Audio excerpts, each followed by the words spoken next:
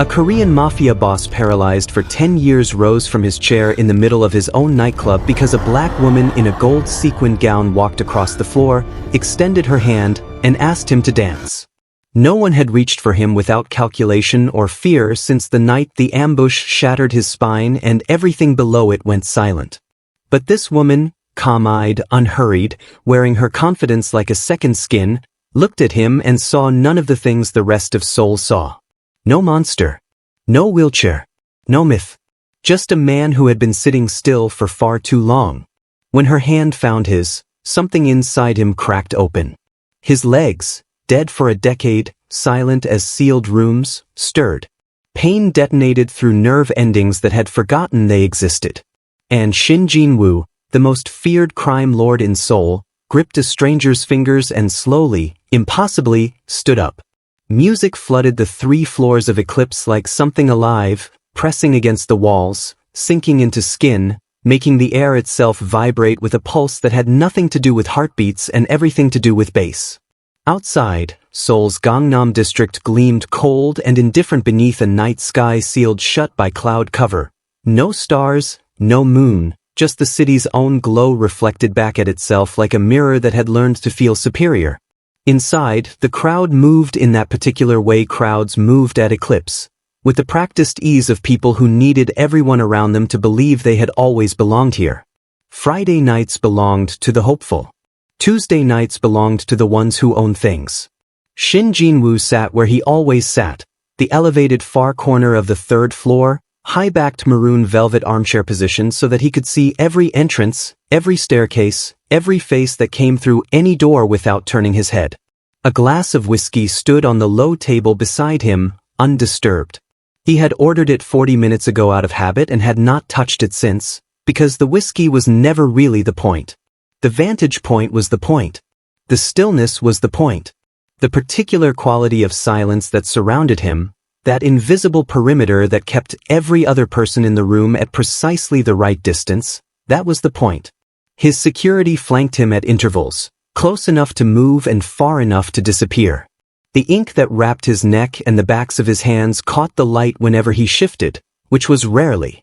People who recognized him, and most people here recognized him, did not stare. They redirected their eyes with the practiced efficiency of those who understood that being caught looking at Shin Jin-woo was the kind of mistake you made only once. He watched the room the way he had watched every room for 10 years. Cataloging. Measuring. Finding the exits before he found the people. Then the crowd near the staircase parted, not dramatically, not all at once, but in that organic, involuntary way that bodies moved when something entered a space and rearranged it without asking permission, and Shin Jin-woo went still in a way that was different from his usual stillness. She wore gold. Floor-length, sequined, catching every shifting light in the room and throwing it back doubled. Her natural hair was sculpted up and back, one side pinned with something that caught the light like a quiet statement. She moved through the crowd without pushing, without performing, with the unhurried certainty of someone who had decided long before she walked in that she was exactly where she was supposed to be. She looked up. Straight at him. Across the entire 3rd floor, through the bodies and the smoke and the distance that everyone else treated as uncrossable, her eyes found his and held. Then she smiled, not the careful kind, not the calculated kind, and started walking toward him. The whiskey had been sitting there for 43 minutes. Jin-woo knew because he had checked the clock when the glass arrived and had not looked at it since. He did not need to. Time moved differently up here. Slower, heavier, like it had somewhere better to be but was too polite to leave. Eclipse was his. All 3 floors of it. The chrome railings, the sound system that cost more than most people made in a year, the bartenders who knew every regular's order before they opened their mouths. He had built it from nothing after the shooting, when he needed somewhere to be that was not the apartment or the hospital or the inside of his own head. He had told himself it was a business decision. Mostly he believed that. From his corner on the 3rd floor, he could see everything. That was the design. The chair was positioned so that no door opened without him knowing it, no face entered without being clocked and filed. His security stood at their posts like furniture that breathed. The people below moved in tight, warm clusters, laughing too loud, drinking things that glittered. They were performing fun, performing ease, performing the version of themselves they most wanted to be tonight. Jin-woo watched and felt nothing in particular. That was the trade he had made, somewhere in the second year after the ambush. He had given up the luxury of feeling things freely in exchange for never being caught off guard again. His doctors called it emotional adaptation. Do-hyun, his head of security, called it survival. Jin-woo never called it anything. He just lived inside it and moved on. The tattoos on his hands told the story better than he ever would. Each one marked something. A war won, a debt collected, a lesson written into his skin so he would not forget it again. People looked at them and saw danger. That was correct. That was the point. What they did not see, what no one had seen in 10 years, was the man who had gotten the first one at 22 because he thought it looked bold, not because he was trying to frighten anyone. That version of him was quiet now. Had been quiet for a long time. He reached for the whiskey, then didn't. Set his hand back on the armrest instead. Below, the crowd shifted. It was subtle, the kind of movement that happened when something entered a room and changed the air without announcing itself. Jin-woo's eyes moved to the staircase before he made a conscious decision to look. She was already halfway across the floor. Gold dress. Natural hair pinned back on one side, full and sculpted on the other. Dark skin catching the warm light of the room like she had been built for it. She moved through the crowd without parting it. The crowd simply adjusted around her, the way water moved around something it recognized as solid.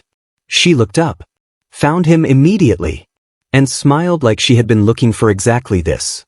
She walked like she had already decided the answer was yes and was simply waiting for the room to catch up. Do-hyun moved first, one step forward, hand rising slightly. Jin-woo stopped him with 2 fingers lifted off the armrest. A small gesture, absolute in its authority. He wanted to see what she would do. She stopped in front of his table. Not at a respectful distance. Not at the careful remove that everyone else maintained. Directly in front of him, close enough that he could see the small gold accessory pinned into her hair catching the light. She looked at him with the calm, steady focus of someone who was not afraid of what she was looking at. "You've been sitting up here alone all night," she said. Her accent was American, warm, unhurried. "That seems like a waste of a good suit." Jin-woo looked at her for a long moment. "You should go back downstairs." "Probably," she agreed. She did not move. "Dance with me." The table nearby went quiet. Someone behind her stopped talking mid-sentence. Do-hyun's hand drifted toward his jacket. "I can't," Jin-woo said. She glanced at the wheelchair, not with pity, not with the careful blankness people arranged on their faces when they realized. Just looked, the way you looked at a fact and decided it did not change your question. "Can't or won't?" "Can't."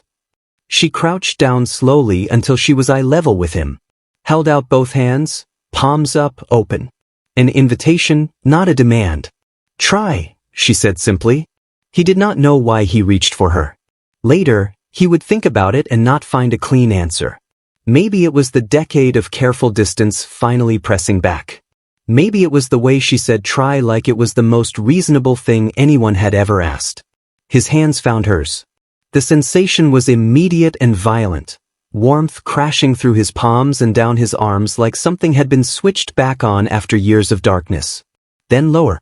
His spine. His legs. Pain lit up every nerve ending that had been silent for 10 years, sharp and bright and completely overwhelming, and beneath the pain was something else. Movement. His right foot pressed against the footrest. His left knee bent. "Hold on," she said quietly. She tightened her grip. He stood. It took everything he had. His legs shook like they were learning a language they had forgotten. She stayed close, steady, adjusting her weight against his without being asked. The floor below had gone still. He could feel it even without looking, the way an entire room holds its breath at once. They swayed. It barely counted as dancing. It was the most extraordinary thing that had happened to him in 10 years. When his legs gave out, she helped him back into the chair without making it feel like a defeat. She took out her phone, typed something, held it out. The contact name read, "The woman who was right." Jin-woo looked at it. Something shifted at the corner of his mouth. He saved the number. He did not sleep. He lay in the dark of his penthouse with the city glowing faintly through the floor-to-ceiling windows and felt his legs move. Small things. A twitch in his right calf, his left foot flexing slowly against the sheets. But they were there. Undeniable. His body doing something it had not done in 10 years, quietly, in the dark, like it was testing whether anyone was paying attention. He was paying attention. He called Dr. Bay at 4 in the morning. She arrived 40 minutes later with her kit and the expression of a woman who had long since stopped being surprised by the hours this family kept. She had treated Jin-woo since before the shooting. She had sat beside his hospital bed and delivered the permanent verdict without flinching. Of everyone in his life, she was the one person he trusted to tell him the truth without softening at first. She ran every test she could run without a full hospital. Reflex responses. Nerve conduction. Muscle resistance. She made notes on her tablet and did not speak for a long time. These pathways should not be active, she finally said. The damage was complete. I reviewed your scans myself, twice, after last night. She looked up. Something is changing, Jin-woo. I don't know how. But something is. He stared at the ceiling after she left and thought about Amara's hands. He texted her at 6:15. She responded in 8 minutes, which told him she had not slept well either. He sent an address, a quiet cafe in a neighborhood 3 districts from Eclipse, owned through enough paperwork that his name never appeared anywhere near it. She arrived in jeans and a loose sweater, her hair down now, no gold, no earrings. She looked like a completely different person and somehow exactly the same. She wrapped both hands around her coffee cup and watched him across the table. Touch my hand, he said. She did not ask why. She set her cup down and placed her hand over his. The warmth came instantly. Down his arm, through his chest, into his legs. His toes curled inside his shoes. He exhaled slowly. You feel that, she said. It was not a question. Every time. She pulled her hand back and sat quietly for a moment. When she spoke, her voice was careful. My grandmother used to say some people are born carrying something. A kind of energy in their hands. She paused. I always thought it was just something she said. But my ex's back pain disappeared after 2 months with me. My best friend's migraine stopped. She looked at her own palms like they belonged to someone she was still getting to know. I don't know what I'm doing when it happens. I don't control it. You're scared of it, Jin-woo said. Wouldn't you be? He looked at her hands, then at her face. She was leaving Friday, 3 days from now, back to Dallas and a life she had described like a door she did not want to walk through. 3 days was not enough time. He was already thinking about how to change that. Do-hyun placed the tablet on the desk without being asked and stood back. Jin-woo read the report twice. Amara Vance, 27, Dallas, Texas. Parents deceased, mother from illness, father in an accident, within 3 years of each other. No siblings. No close relatives. She had left the country shortly after the second funeral and had been moving ever since, funding the years through freelance work and whatever her parents had left behind. Seoul was her last stop. She had a flight home Thursday morning and a job interview the following Monday that she had described, in a message to a friend Do-hyun had found, as something I have to do because I've run out of reasons not to. Jin-woo set the tablet down. He recognized that feeling. Not the grief specifically, but the shape of it, the way loss could hollow a person out so completely that they kept moving just to avoid standing still long enough to notice. Assign a detail, he said. Discreet. She doesn't see them. Do-hyun nodded once and left. Jin-woo told himself it was precaution. The video from Eclipse had already begun spreading, 40,000 views by Tuesday afternoon, then climbing. Someone in the crowd had filmed the moment he stood.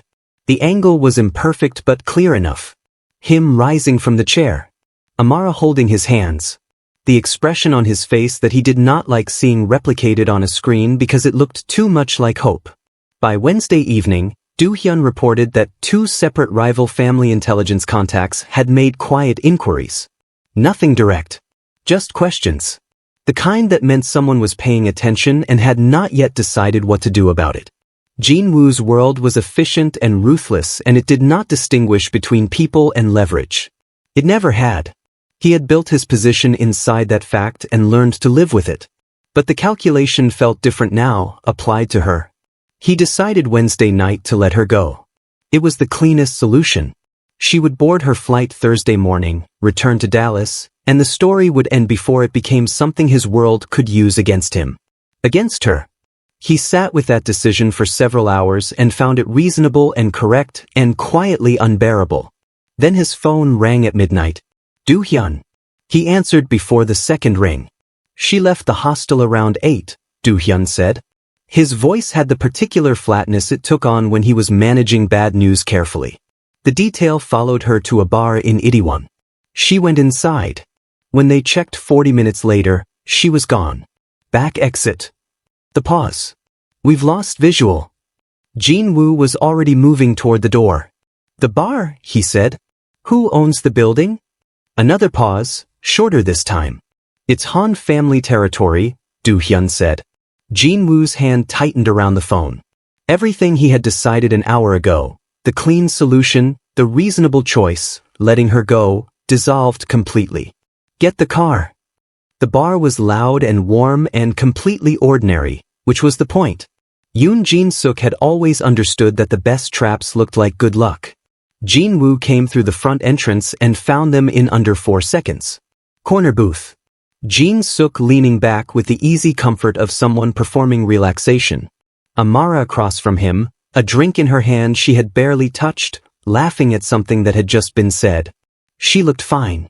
She looked like a woman having a pleasant night out with someone she had just met. Jin-suk saw Jin-woo see them. And smiled. Shin Jin-woo.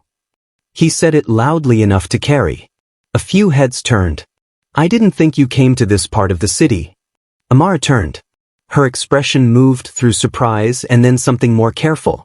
Are you all right? Jin-woo asked her, keeping his voice level. I'm fine, she said slowly. I just ran into some people.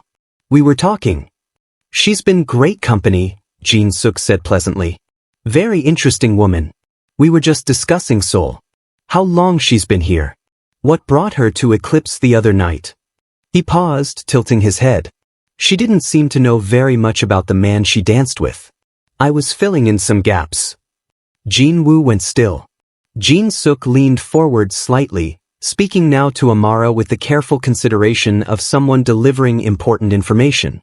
The tattoos on his hands, those aren't decoration. Each one marks something his family has taken.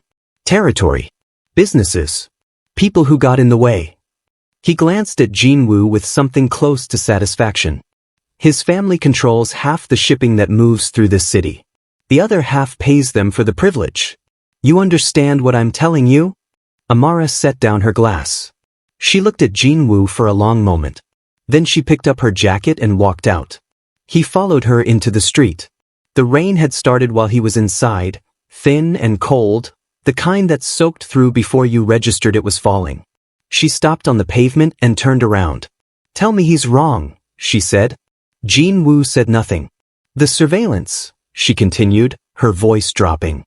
The security detail you thought I wouldn't notice. Did you run a background check on me? She watched his face. You did. She stepped back. I danced with you. I had coffee with you. I told you about my grandmother. And the whole time you were cataloging me. Like I was something to manage. I was protecting you. You were controlling the situation. There's a difference. She pulled her hands close to her sides. Don't follow me. She walked away. The rain fell steadily. Jin-woo sat in his wheelchair on an empty Itaewon pavement and felt his legs go completely silent, not gradually, but all at once, like a door closing. The warmth drained out of him in seconds. He stayed there longer than he should have, in the rain, feeling exactly like what he was. Park Chae-won arrived the next morning wearing white, which Jin-woo suspected was intentional. She sat across from him in his office and placed a folder on the desk between them the way someone placed down a winning hand, without hurry, without apology. Inside were Dr. Bay's diagnostic reports. The nerve conduction results. The muscle response data. Every clinical detail of the impossible thing happening inside his body, printed and organized and entirely outside the locked filing system where it was supposed to stay. Someone in your physician's office is more loyal to my family than yours, she said simply, when he looked up. That's a separate conversation. He closed the folder. What do you want? What we were always supposed to have. Her voice was calm and polished and completely without warmth. The marriage. The alliance. My family's operations are overextended. Your family's resources correct that. The arrangement was made before the shooting and it was never formally dissolved. She folded her hands. Marry me. Quickly. In exchange, every organization that has seen that video forgets about Amara Vance. I have enough reach to make that happen. You know I do. And if I refuse? Then she becomes the most interesting person in Seoul to every family that wants leverage over you. And she has no idea how that world works. Chaewon held his gaze. You do. He did. That was the problem. He agreed before she finished her coffee. He called Amara from the car on the way to Incheon. She answered on the third ring, and he asked if she could meet him at the airport before her flight. Her pause lasted exactly long enough to tell him she was still deciding whether he had earned the courtesy. Then she said yes. He found her at the gate, bag at her feet, watching the planes through the terminal window. She turned when she heard him approach, and something in her expression opened slightly before she caught it. He told her about the engagement. He said it plainly because there was no version of it that was anything other than what it was. He watched her face process it, not with anger this time, but with the quiet, careful stillness of someone absorbing a loss they had not fully admitted they were afraid of. So that's it, she said. You'll be safe. That's what matters.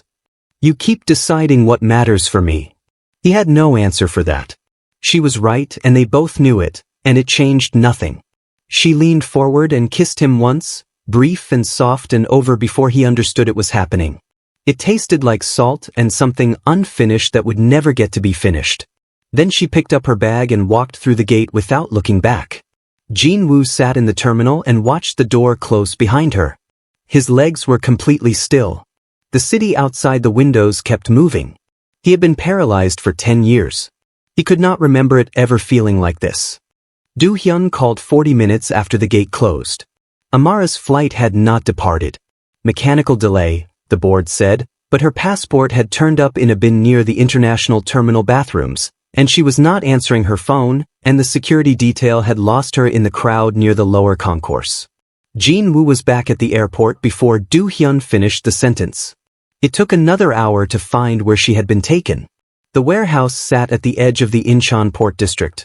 Abandoned on paper, operational in practice, the kind of building that appeared in no useful record but that everyone in the right circles knew belonged to Taeyoon. The Jong syndicate controlled most of Seoul's pharmaceutical supply chain.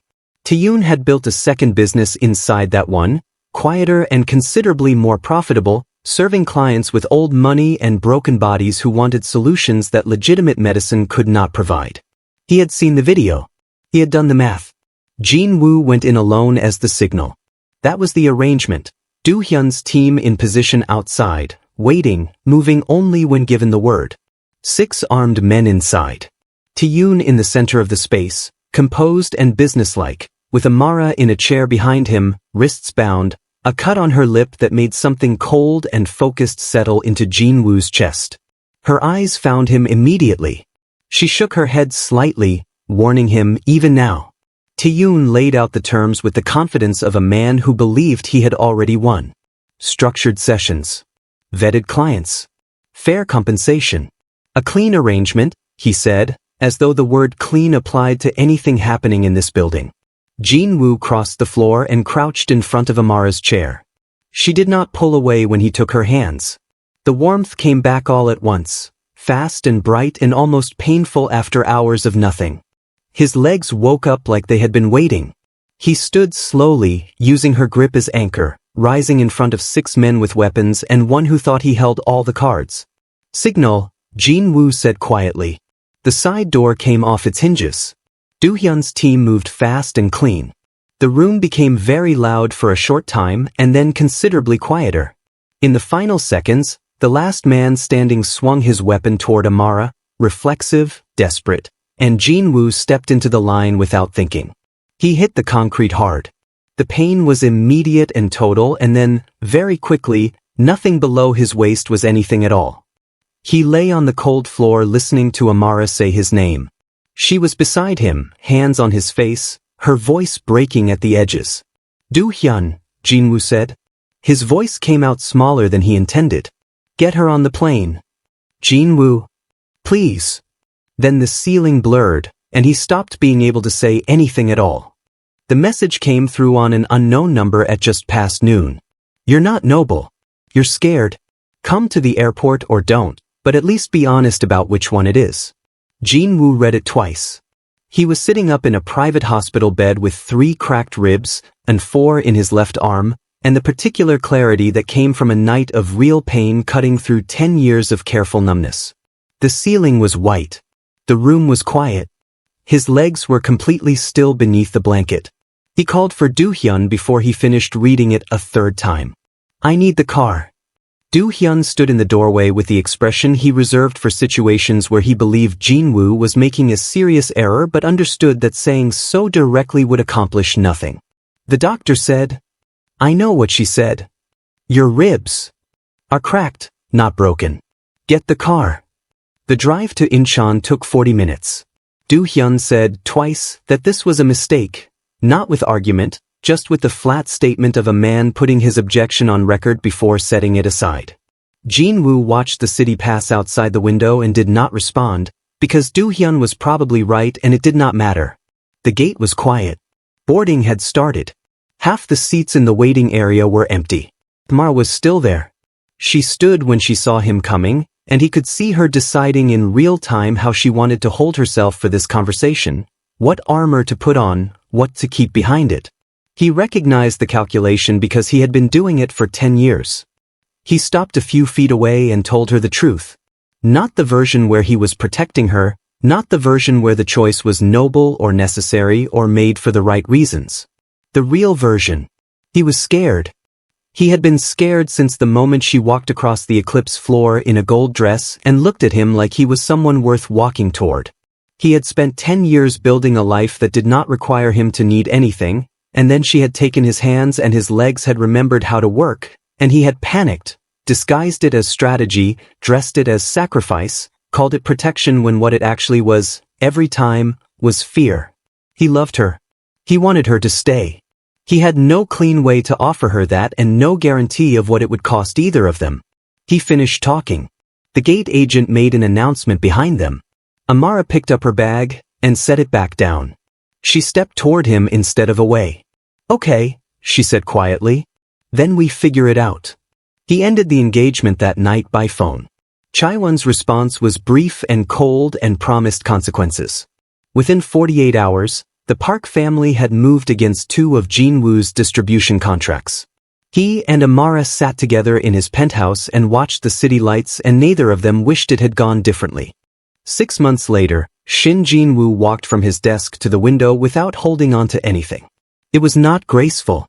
His legs were unsteady in the way of something still learning, still negotiating with itself, not strong, not reliable, but present. Awake. He moved slowly and he arrived at the window and he stood there looking out at Seoul and breathed through it, the way Dr. Bae had taught him to when the muscles cramped and the nerves misfired and his body reminded him that healing was not a straight line. From the kitchen came the sound of the smoke detector. Then Amara's voice, I see it, and the clatter of a pan, and then laughter. Genuine, unself-conscious, the kind that filled a room without trying. Jin-woo listened to it and felt something settle in his chest that he did not have a precise word for and had stopped trying to name. Dr. Bae had shown him the latest scans on Thursday. Nerve regeneration, slow and non-linear and entirely without medical precedent. She had said, in the careful way she said things she could not fully explain, that his body was doing something it should not be able to do and that she intended to keep watching it very closely. He had thanked her. She had told him not to push too hard. He had said he understood. They both knew he would push exactly as hard as he wanted to. The Park family had negotiated peace in the 3rd month, when it became clear that open conflict was costing them more than compromise. The Jong and Han organizations had recalibrated, quietly, without ceremony, around the new shape of things. Do-hyun had managed most of it with the efficiency of a man who had been preparing for exactly this kind of reorganization for years. The city had adjusted, the way cities always did, indifferent and resilient and perpetually in motion. Tonight they went back to Eclipse. Amara wore gold. She always wore gold when it mattered. Jin-woo walked onto the dance floor on his own, slowly, with the careful placement of a man who respected the distance between trying and falling, and the room did what rooms did when something real happened inside them. It went quiet without being asked. She took his hands. The warmth moved through him immediately, familiar now, like a language his body had spent 6 months learning to speak on its own. They danced. His legs held for 23 minutes. He counted, because some things deserve to be counted. On the drive home the city lights streaked past the windows and neither of them said very much. There was nothing that needed saying. She leaned against his shoulder. He watched Seoul move around the car and thought about 10 years of stillness and what it had taken to end them. Not a doctor. Not a treatment. Not time. Just a woman in gold who had looked at him across a crowded room and decided he was worth walking toward. He was not surviving anymore. He was standing. And every day that he did, he knew exactly why.